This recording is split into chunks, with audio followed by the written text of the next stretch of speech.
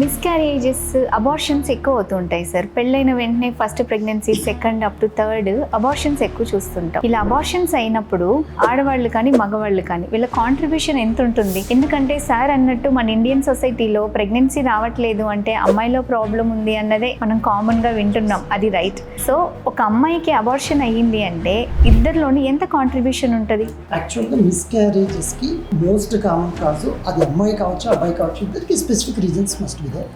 మీరు ఆండ్రాలజీ ప్రాస్పెక్ట్లో నన్ను అడిగితే అబ్బాయి తరఫున రికరెంట్గా మిస్క్యారేజెస్ అంటే 2 లేదా అంతకంటే ఎక్కువైతే ఖచ్చితంగా అబ్బాయి యొక్క స్పోమ్లో ఉన్న డిఎన్ఏలో డిఫెక్ట్ ఉంటుంది.